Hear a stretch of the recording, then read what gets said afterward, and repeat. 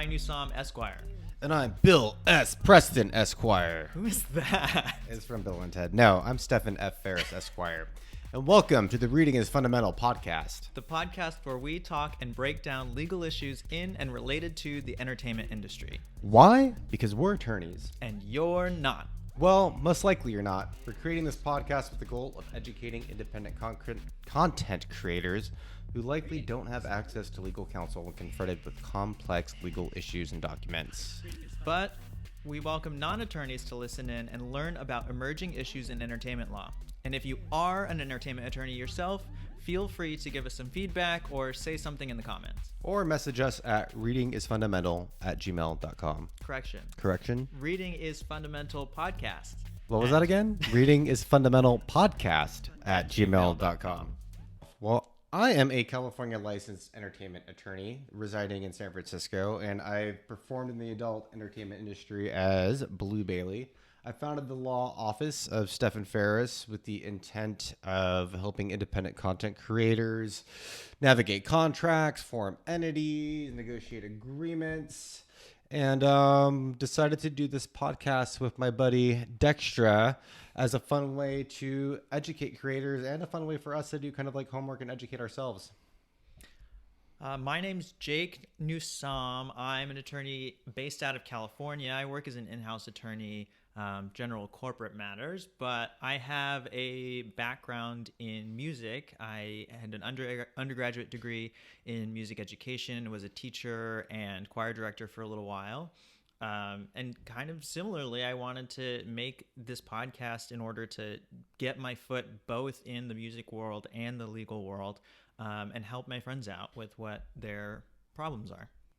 So Dexter or Jake and I met in law school and bonded over All Stars Season 2. Jake was my introduction to Drag Race, but we were both kind of following an IP or intellectual property track, which featured a lot of courses on media law and entertainment law and licensing agreements and contract negotiation in that sphere.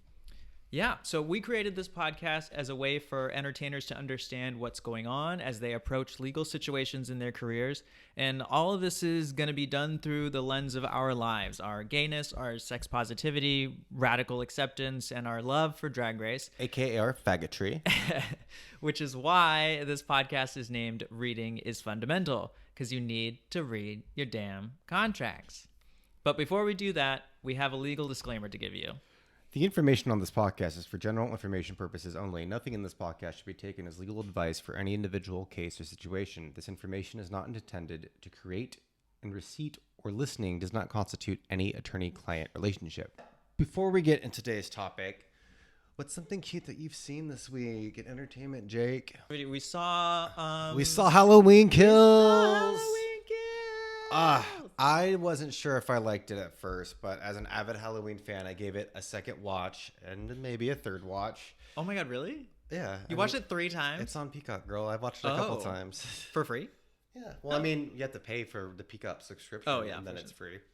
I thought it was a bit of a mess at first, but after the second viewing, I really enjoyed it, especially considering that it's the middle of 3 chapters and that we'll really get our conclusion next week. Yeah. How did you like it as someone who's like fairly new to the Halloween franchise? I mean, I'm new to like horror, scary movie things in general. I feel like this is like I'm finally returning the favor or whatever. It's like I got you into Drag Race. I think you're gonna like slowly get me into like horror movies. Oh yeah. We're gonna get you balls deep in horror movies. Which is like not. I mean, anybody who knows me knows I'm like the biggest chicken and like. But I'm now at a point in my life where I'm like, if I scream in the theater, I scream in the theater. Like, that's it. It's fine. And you screamed into the theater. I did scream. I screamed a lot in the theater. But it was fun. That's actually the fun of going opening night is like seeing it with people and having the energy. Like, I always watch like shows when they come out, when they air, and go to movies on Thursday night. I'm happy that like movies on Thursday are now at 7 p.m. instead of midnight because I'm old. Yes, I do remember going to midnight premieres in high school, like of the Star Wars franchise and stuff. That was so much fun. And then people would like dress up, and there's like these big old lines. And everything. That was before Fandango. I made my mom wait in line to get tickets for Star Wars. Oh yeah, while I was at school. We would go like before school or during our lunch break to get our tickets. What was I gonna say? Oh, but I thought Halloween was good because it was pretty gory, which sound like that's a weird thing to say that I liked the gore. Yeah, I did you guess get off on that, Jay? That seems weird. I have to give it up to the special effects makeup artist people. Like it was pretty amazing what they were doing.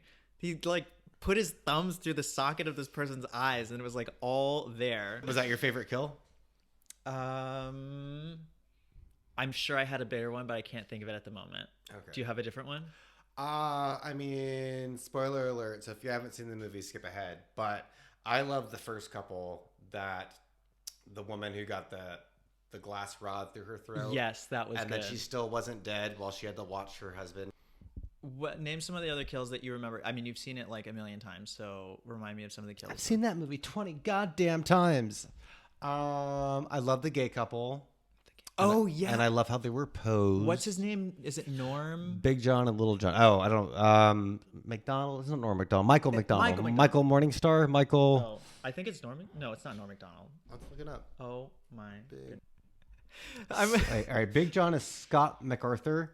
Yep, and Little John is Michael McDonald. Michael McDonald. Okay, so Norm. From And now I Mad see who TV. Norm McDonald is in my head. Yeah, and that's that's not no, Norm. fuck It's Norm Michael McDonald. McDonald.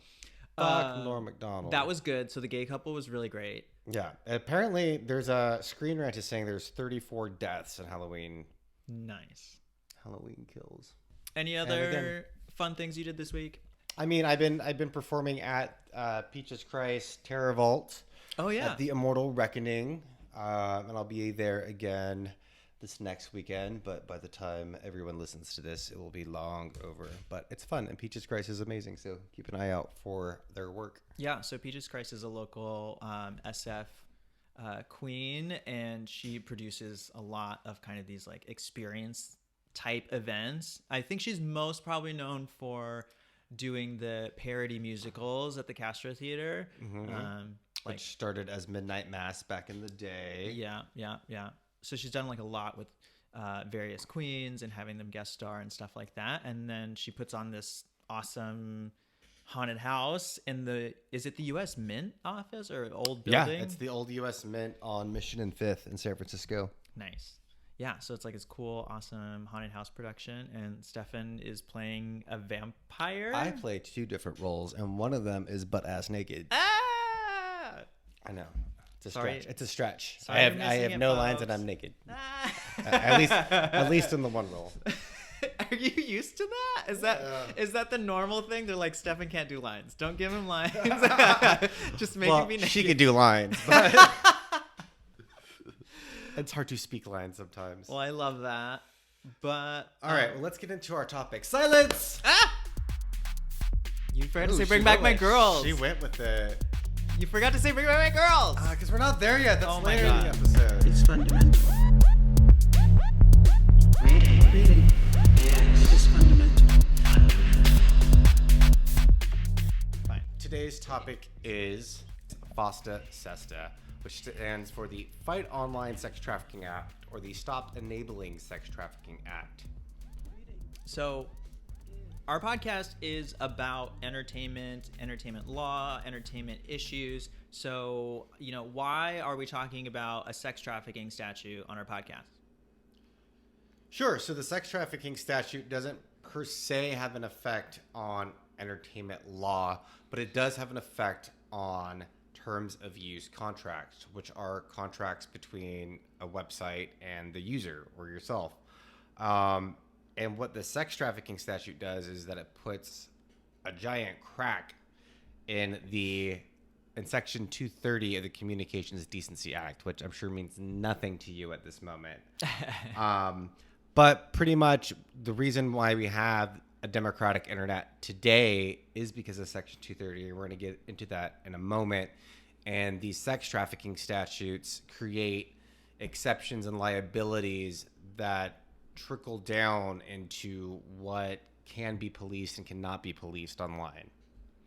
And if you're a creator that produces entertainment, particularly adult entertainment, or really anything kind of with like a sexual content attached to it, it's vital to understand what you can and cannot produce. It's also vital to understand where you can distribute or broadcast your content. Yeah. But before we get into that, let's hear a word from our sponsors. Reading is fundamental. Well, this is only our second or third podcast, so we don't have any sponsors. But if you would like to be a sponsor for our podcast, please reach out to us at readingisfundamentalpodcast@gmail.com. What was that, Jake? It's readingisfundamentalpodcast@gmail.com. Reading is fundamental. And we're back. So before we get too involved in the meat of this discussion, I wanted to bring up a few key terms here. Set the conversation. Set the conversation. Yes, exactly. The first is censorship, and in particular, censorship that's between the government or versus private or self-regulation. Mm-hmm. I've taught a couple classes about SESTA, FOSTA in the queer community, and one of the biggest comments that I've received is that it's not censorship unless it's done by the government. Yeah, so I guess like what you're getting at is a First Amendment issue would be an abridgment of the freedom of speech, and the abridgment has to be by the government or by a government actor in order to be an abridgment of that freedom of speech. In this case, we're going to be talking about providers, publishers, internet providers, those type of people, which are not government entities. So that's why the distinction is important. Right, and I'm glad you brought up the First Amendment, because when the government does censor speech or does have a restraint on speech, you can bring in the First Amendment argument because it is a government entity. However, when a private organization restricts itself or self-regulates, the same First Amendment argument doesn't exist because it's a private actor and not a state actor. Mm-hmm. So continuing to set the stage, tell us about sex trafficking. What does that mean, and what is the definition of what sex trafficking is? Sure. So there is no federal standard for what sex trafficking is, and it's really leaves it to the states to define. So according to the Department of Justice, human trafficking, also known as trafficking in persons or modern-day slavery, is a crime that involves compelling or coercing a person to provide labor or services or to engage in commercial sex acts. The coercion can be subtle or overt, physical or psychological. Exploitation of a minor for commercial sex is human trafficking, regardless of whether any form of force, fraud, or coercion was used. And I think the important takeaway from this is that there is no element of consent. Yeah.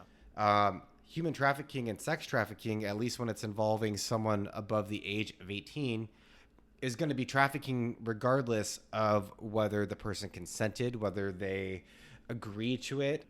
And because there is no federal statute, it all boils down to different states. And when you have different state definitions of what human trafficking and sex trafficking is, and you're a company, say like Craigslist, that operates in all 50 states, you kind of have to operate at the lowest common denominator of what is going to get you in trouble or not. And I think one of the biggest reasons why you probably wanted to bring up what the definition of sex trafficking is to contrast it with what sex work is.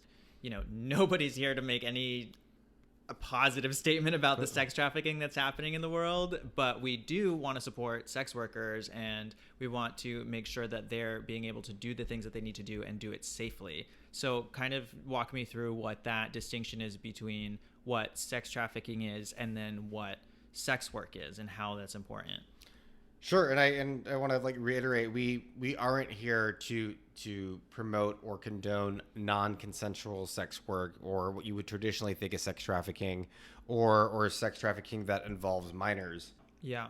So I looked up what the actual statute says about somebody's participation in sex trafficking or which statute?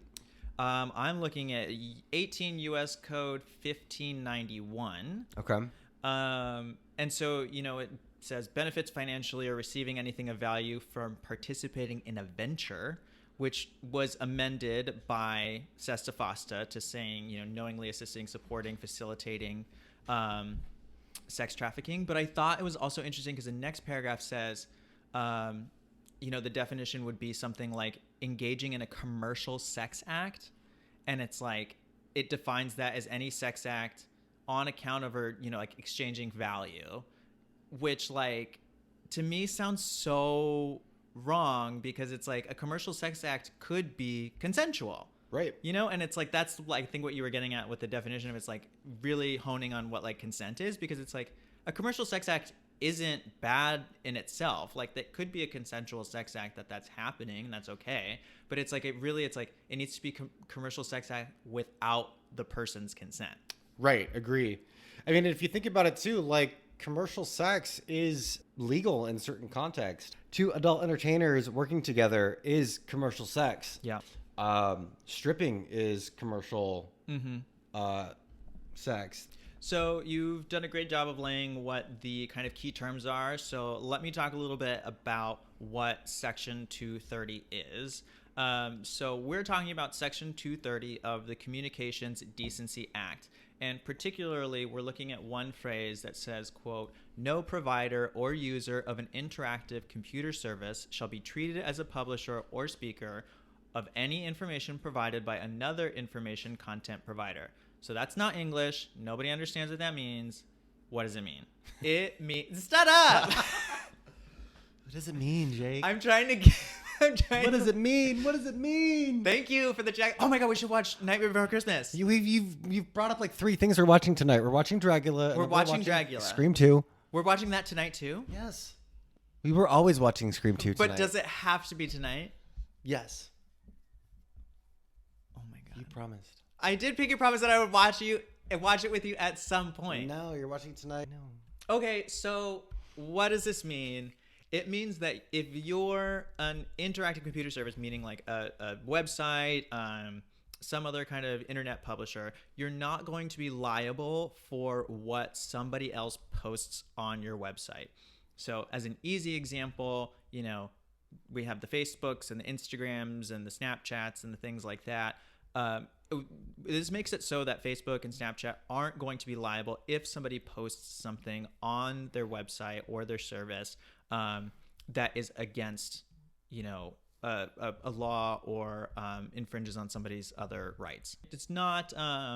It absolves the company of any liability for having facilitated or participated in this thing. So what is most important to understand is that SESTA FOSTA went in and carved an exception or an exclusion from this safe harbor. So we're saying we're giving these companies safe harbor against any liability, but this cut it right out, saying now you are liable for anything that has to do with sex trafficking. So now it makes it an obligation of the company to make sure that they are not knowingly harboring, facilitating, accessing any sex trafficking or allowing it to be on their website. So now it's an affirmative duty.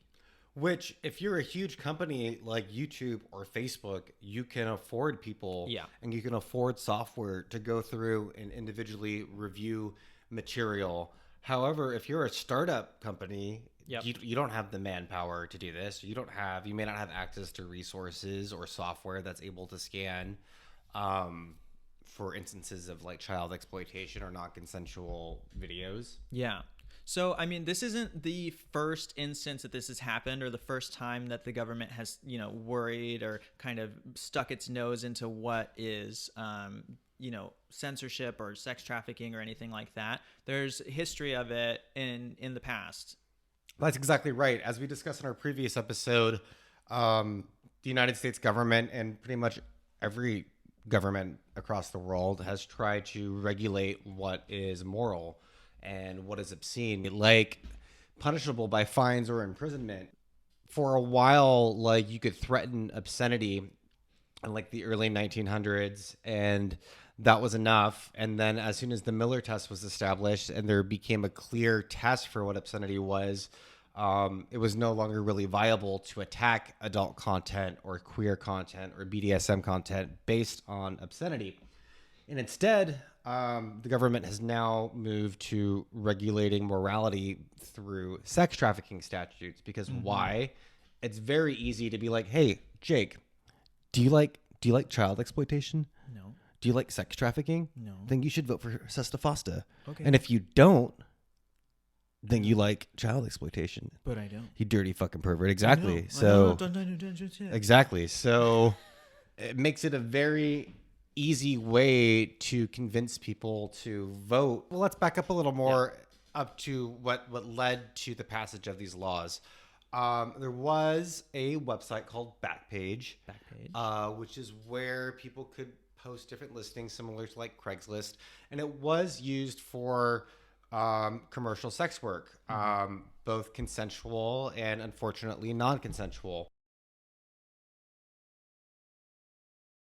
Pretty much users of Backpage were using the ad feature to post illegal content, and the authorities started going after Backpage themselves, alleging that Backpage had knowledge or was aware. The website was held not liable. The judge dismissed the lawsuit, alleging that Backpage was protected by Section 230. Yeah. So like, again, just to like reiterate what Section 230 is and why they were not held liable. So Section 230 makes a safe harbor saying that companies are not liable for the stuff that is posted on their website. And because of that, then Backpage, they just had an open forum, and then they had this safe harbor that they're not liable for anything that happens on their platform. So I'm sure that these lawmakers were discouraged after these cases were not, out or weighed in their favor, and they wanted to do something about it. Is that right? Yeah, they felt that the safe harbor was preventing any liability on the website, so they wanted to take action against the platform and started drafting what we now refer to as FOSTA SESTA, which actually started as two separate bills: FOSTA, the Fight Online Sex Trafficking Act, and SESTA, the Stop Enabling Sex Trafficking Act. Both one moved through the House, one moved through the Senate, and then aspects of both laws were combined and eventually passed as one bill in 2018. So, I mean, it's like their concern was that sex trafficking was happening and they want to do something about it, which is, all right. Yeah, I mean, it seems pretty noble until you realize that the way that sex trafficking is legally defined in the statute is all commercial sex work and not just non-consensual human trafficking. Yeah. So we've talked a little bit about, the history of how it came to be, why it came to be, what is, Section 230. So what did SESTA and FOSTA actually do in the real world after it was signed? I mean, the first thing is that it makes online platforms responsible for speech and content posted by their users if the material might be seen as a violation of this sex trafficking statute. So as Stefan mentioned, the crack in the safe harbor. Which is what the internet has been able to build itself and live on. If there wasn't the safe harbor, smaller companies could be in danger of being sued out of existence or not have the capacity to man every single piece of content that's uploaded. So the safe harbor really allows for a democratic use of the internet. And even though it's not a specific law outlawing certain content, like you mentioned, it does create a compliance burden that makes it practically impossible for certain operators to create content and broadcast content. And I was going to mention, because we're talking about, it makes them responsible for any content that a user posts if it's violation of a sex trafficking statute. This also, if you're a musician, applies to copyright infringement as well. So this, they scoped out intellectual property infringement as well. So if you're a musician and you've kind of been familiar with takedown notices on YouTube for the Digital Millennium Copyright Act, this is a scope out for that as well. So under that, you need to be the content provider needs to actively take down, requests from the rights owners. If they say like somebody's using my, copyrighted material, then they need to take it down. So there's programs, with YouTube and Facebook, I'm sure, that have, centers to deal with DMCA copyright takedowns. And it's interesting you bring that up because in terms of copyright in essence is still able to, or at least copyright infringement still exists within the safe harbor. You're able to provide a notice and a takedown, Yep. and unless the platform doesn't act, then the platform isn't liable. Yep. This is completely different. There is no takedown notices or flagged content Nope. with SESTA FOSTA. If the content's on your website, the platform is automatically liable. Yep. And when you have so much users uploading content, you can't police that, and there's no way to know. And the good business decision in most cases is just to shut the platform down. Yeah. So the next thing that it does is it applies to speech that occurred even before FOSTA was enacted. So what does that mean? So that means it applies to ads and content that was created before 2018, which So it's a I look don't back. remember constitutional law, but I thought, what is that called? Like post something laws? I thought those were constitutional. Retroactive. Yeah, that word. Postpartum. Depression.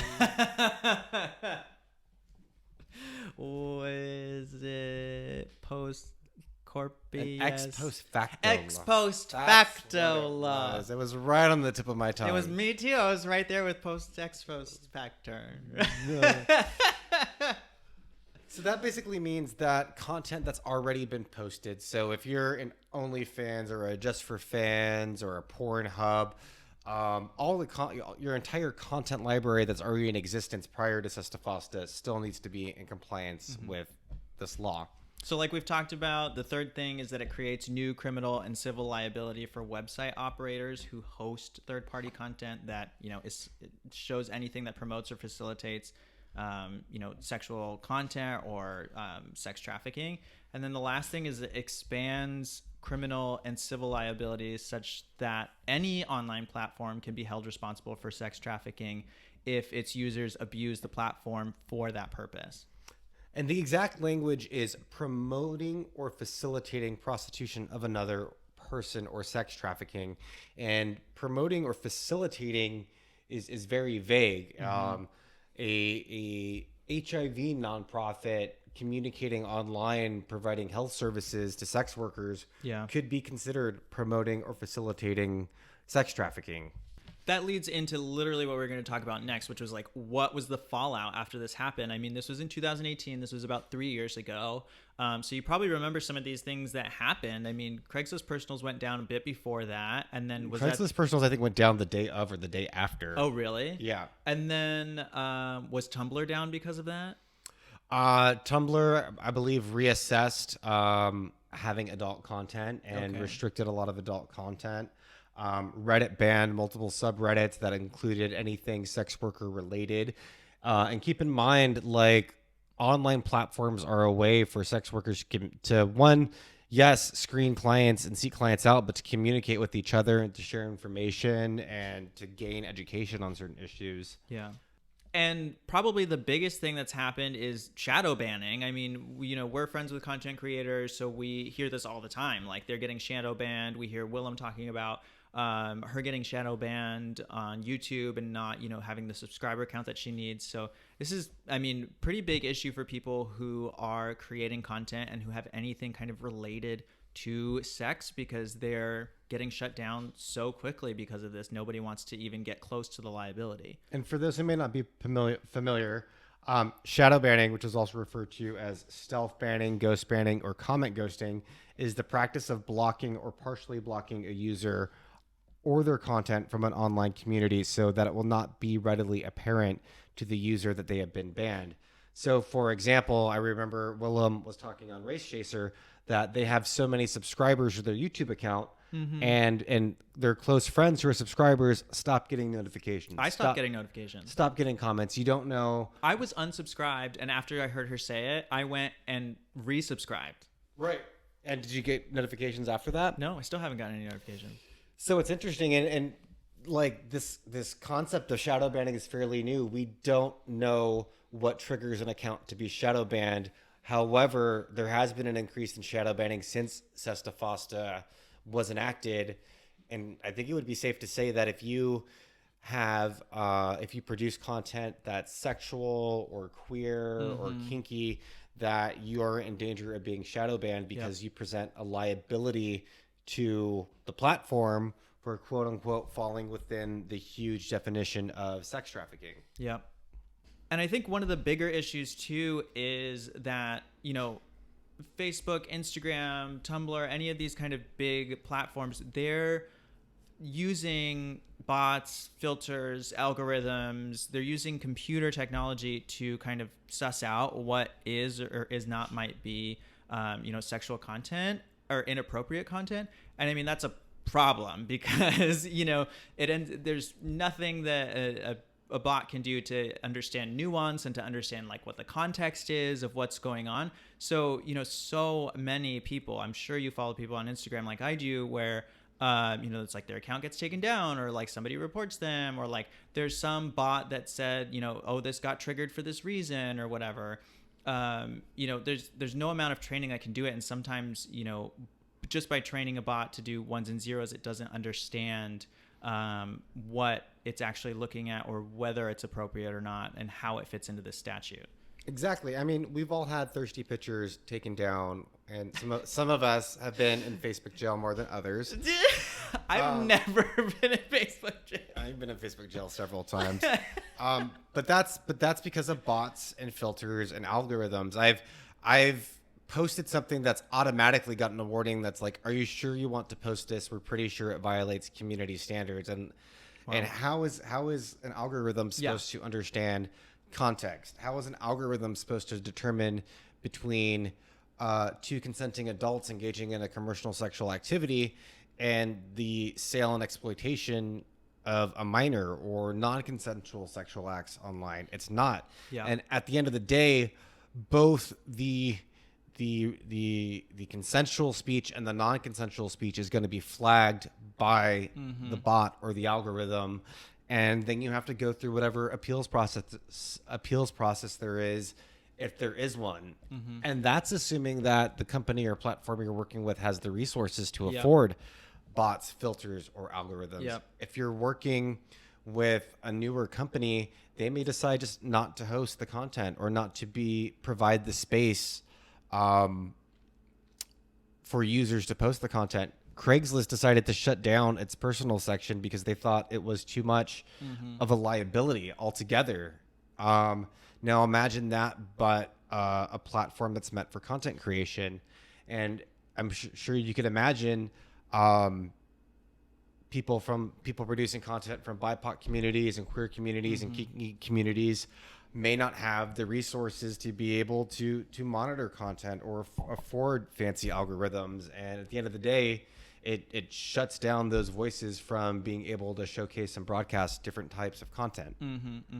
Well, I know we definitely want to get into talking about what is wrong with it. I mean, we've talked about a lot already, but, we want to talk about what was wrong with the law, why it's hurting people, why it's important for you as entertainers to understand what the implications of SESTA FOSTA is. But before we do that, I say we take a little bit of a break. I want to hear what your entertainment news is for the week. Yes, so one of our fun segments is each week Jake and I find something in entertainment news that the other one hasn't had a chance to look up or research, and we present it to them and kind of ask their thoughts and opinions about it. I'm going to move my microphone and get all comfy. Yeah, get comfy, girl. Last week, Jake brought to the table the Disney Scarlett Johansson settlement versus streaming rights. And this week, I'm going to get even trashier and bring up Erika Jayne's drama. Do you know who Erika Jayne is? I do know Erika Jayne. I watched, I think, seasons 4 and 5. It's Real Housewives of Beverly Hills, right? Yeah, now we're on 11. Now we're on 11, Just so like I need Shameless. some catching up. Yeah, so I used to be obsessed with the Housewives, and I watched pretty much all of them as obsessively as I do Drag Race. And then I took a huge break. But to be honest, the Erika Jayne drama has pulled me right back in. So for those who may not be aware, Erika Jayne was married to a very affluent, well-to-do attorney. Lawyer daddy. Lawyer daddy, yes. What Jake and I aspire to be one day. Except we don't intend on stealing the money from people. Is that what happened? Yeah, so pretty much Erika's husband was embezzling money from settlements from like plane crash victims and fire victims, and he wasn't paying his clients and money was going missing. And then all of a sudden, Erika Jayne left and filed for divorce. And it's been, they've got most of this stuff on tape for this season. And it's been a question of how much did she know? Okay, hold on. So he's like a personal injury attorney. Yeah, Okay. pretty much. So like personal injury attorney, and like somebody gets in a car crash or like plane crash, they sue the like, driver or the company or whatever. Yeah. And then they get a settlement for it. And he, instead of giving the total amount like he should to his clients, Right. he like siphoned off some of it for himself. Yeah, I mean, so that's still unknown. It's like, so the clients definitely weren't getting paid. There's actually a documentary, I think, on Hulu that focuses on the God. clients. And basically, the clients kept on saying, the attorney would tell the clients that they would get the money later, or that they were given like different investment options about their money. Wow. But at the end of the day, they didn't see it. Erika, the wife, lived this very extravagant life on the show, and the husband was funding it, like putting up to at one point $20 million in her LLC, and then she left. And there's been a whole discussion on the show of how much she knew. Did she leave the husband as like a way to hide assets? Was she complicit? I mean, that's been the whole kind of question about the season. So the legal element comes in, aside from the case, is that Bravo has been subpoenaed for footage of Erika Jayne amid the lawsuits. And I wanted to know your opinion of, I mean, obviously these shows are meant to be reality, but I mean, how much is reality that we see on these shows, and what value do you think it is to subpoena the unaired footage of Erika Jayne on the show? Do you think there's anything to be learned from it, and do you think there's any sort of precedent it sets? First question, I do think there is value in subpoenaing the unaired pieces, because I mean, the more information the better, even if it's literally just her putting on her makeup or whatever. Like, there might be something in the corner that you could see, or you know what I mean, or like some conversation that you might have missed. It's like, I think it's valuable to them. Honestly, the first thing that came to my mind is, I mean, I work as in-house counsel. So, if a government authority comes to my company and like me and the legal team are responsible for handling that and like coordinating with the authorities and answering that. So I'm like, wow, the attorneys at Bravo are having a bad day because of Erika Jayne. So that's like what I thought about to begin with. And it's like, are they, of course the in-house attorneys are going to say, like really go through an analysis about like, how much do we need to give you, what is Erika Jayne's privacy right? What is our, duty to keep all these other things as her employer, because, Bravo is is her employer, whoever the network is or whatever. So it's like, there are specific things that you have to do with the employer, and that it might be shielding them from like an unnecessary subpoena.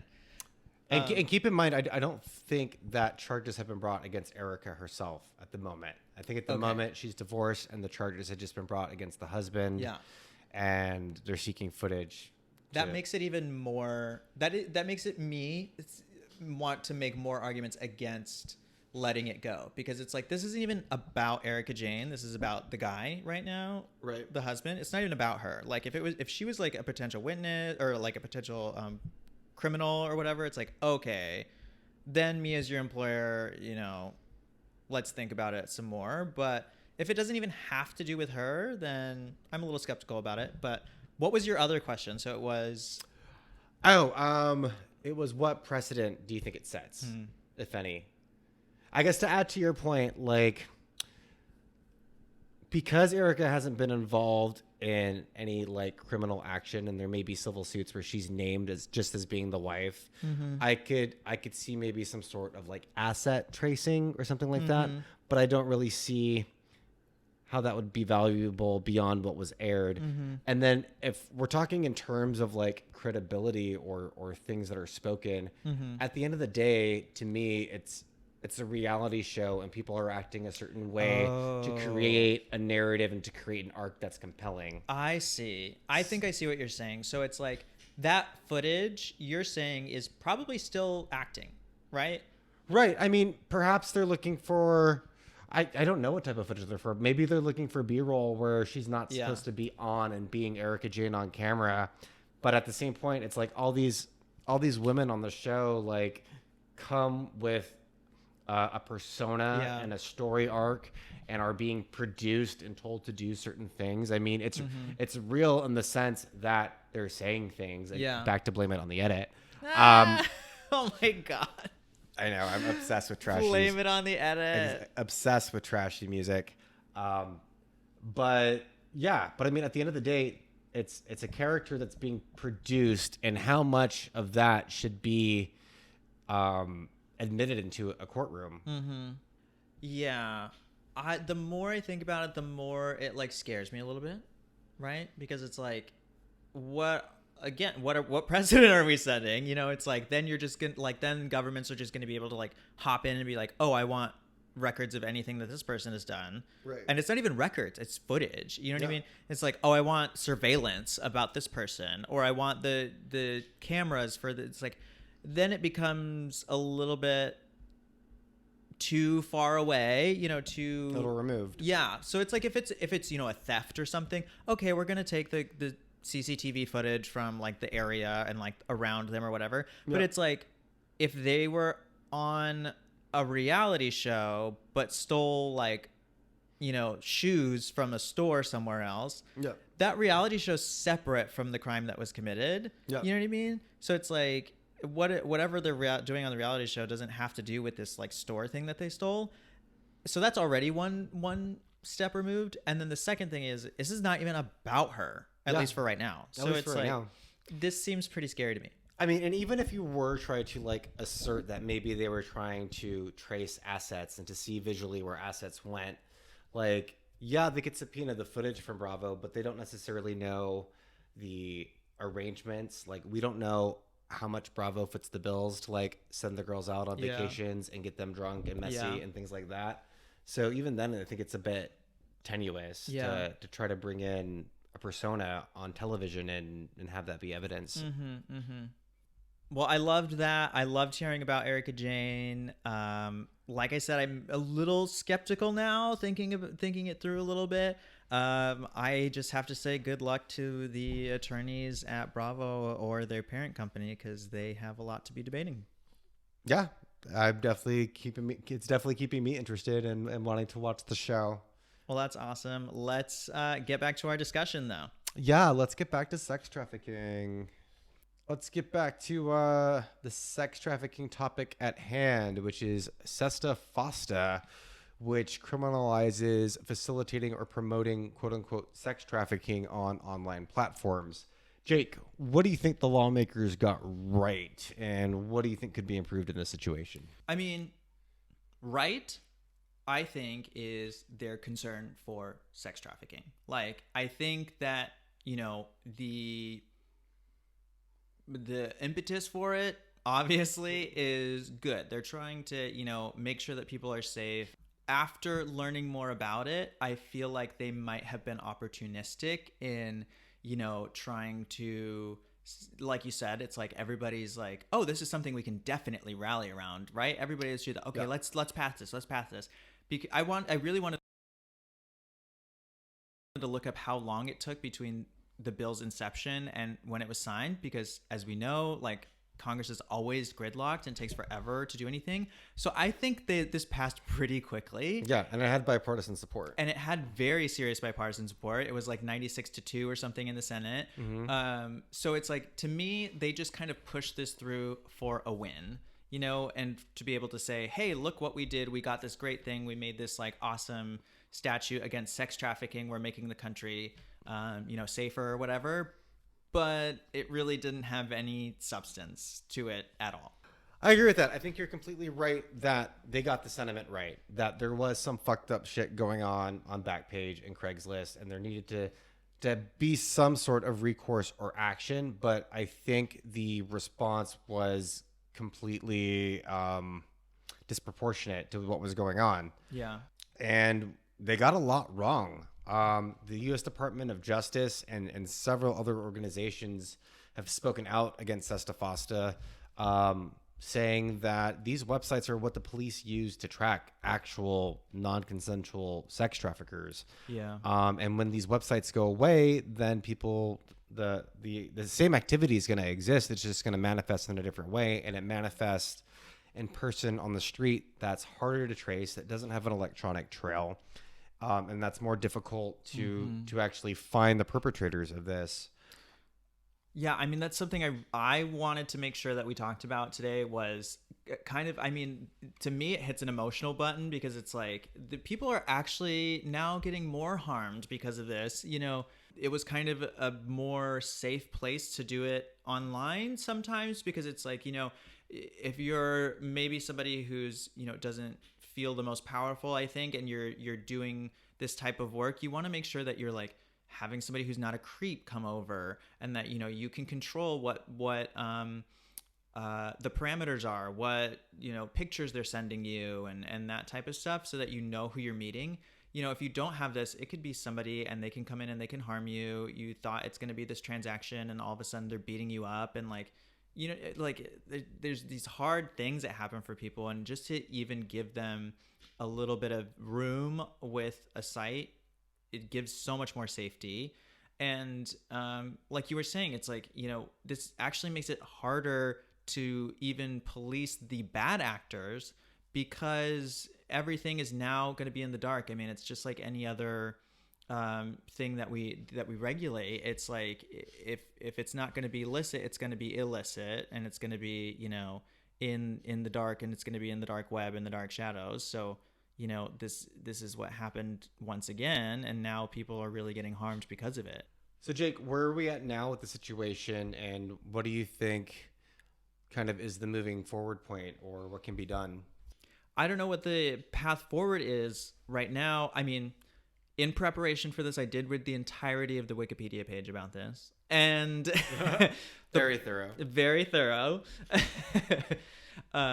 But I did hear some musings that Senator Elizabeth Warren was introducing a bill to study what SESTA FOSTA is and like what the effects of it were. Called the Safe Sex Workers Study Act. Didn't pass even committee, so that's disappointing. But you know, I think first of all, we need to decriminalize prostitution, like, and sex work, like, in general. That's something that needs to happen already. And with that, you know, aside, that will allow us to focus more on the actual harm that's being caused. I agree. I mean, from what we've seen, there's been no forward momentum in getting FOSTA SESTA repealed. We have seen more prominent politicians like Elizabeth Warren and Kamala Harris taking more progressive stances on decriminalizing prostitution and sex work, and those are great strides forward.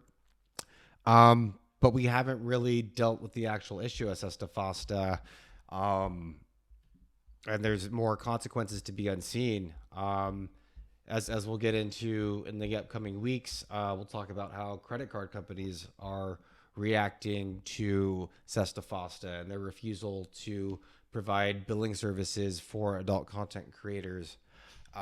You know me, I love a good drag race conspiracy. Mm-hmm. So let me have my little conspiracy theory moment. There are theories that Hollywood and big media support SESTA FOSTA because it puts a crack in the safe harbor, and it sets a precedent for platforms to be liable, and it kind of opens the door for platforms to be reliable, not for sex trafficking, but maybe in the future for copyright or trademark infringement. And it opens the door for big media and Hollywood companies to have a stronger policing authority through bots and algorithms of their copyrighted content. I mean, that was something I found super interesting. I mean, I did a little bit also deep dive and saw videos of you talking about SESTA FOSTA about this. And you did mention that 20th Century Fox was kind of one of the biggest supporters of this and, you know, pledged to support the bill. And I was like, well, that's very strange because, you know, yes, they have their own websites and their own platforms and things like that, but it's like predominantly 20th Century Fox is a production company. Yeah. You know, it's like, what do they have to do with this? And why are they like supporting it? So it's interesting to hear this theory that they're, you know, supporting it so that it's really in their long-term interest. Because like we said earlier, like this SESTA FOSTA and cracks to the safe harbor aren't really going to hurt the big companies that much that already have the resources to have filters and monitor content. It really just blocks new content creators and people without money from having a voice.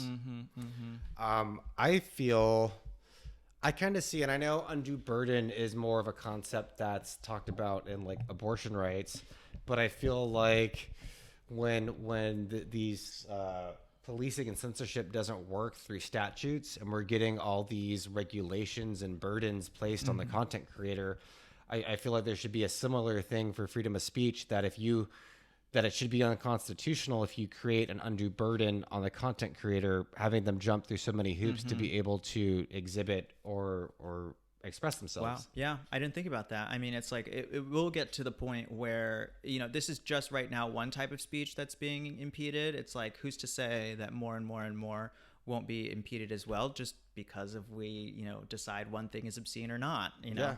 And it's easy to say sex trafficking is bad. It's easy to get on that bandwagon. Yeah. It's even easier for other people to be like porn and sex work in general is bad, consensual Or just not. gays are bad. And so we can't see gays on the television. Gays are bad. Queers are bad. No kinky people are bad. No gay content online. It's easy to very like start with something that's easy to be objectionable to a variety of people and expand outwards and create more and more exceptions. It creates precedent for the safe harbor to not apply. Look at us making slippery soak arguments. I know, right?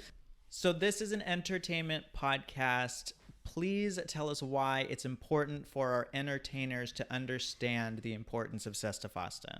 So it's important to understand basically what content you're allowed to produce and where you're going to be able to exhibit your content. For example, SESTA FOSTA and these algorithms and bots are going to automatically be searching for commercial sex. And as we mentioned earlier, commercial sex could be camming, it could be porn, it could be health outreach and education, and this is basically shutting down avenues and platforms of where you could host your content and potentially making you liable if you are a distributor of adult content or host a website that deals with adult content in any form. Well, I think that's a great wrap up to what we were saying today. I, again, enjoyed learning so much about this topic in order to make this podcast. And of course, learning from you, our resident SESTA FOSTA expert. I like that. That sounds sexy. Today we talked about adult content being regulated by sex trafficking statutes, and this is all kind of going to trickle down and prepare you for our podcast, YouTube hybrid episode breaking down the MasterCard crackdown of fan sites such as OnlyFans and our queer-friendly friends Just for Fans, and including any new responsibilities put on you, the content creator. Well, that's it, folks. Thank you for listening. Let us know what you liked, what you hated, or what you would like us to talk about in the future by writing us at readingisfundamentalpodcast@gmail.com. And make sure to follow your favorite faggot attorneys at Blue Bailey XXX and Darkly Dreaming Dextra. Check out Reading is Fundamental on Instagram, Twitter, and YouTube. Because reading is what? Necessary to understanding the terms, conditions, expectations, and obligations of your entertainment contracts. Reading is fundamental. Reading is fundamental.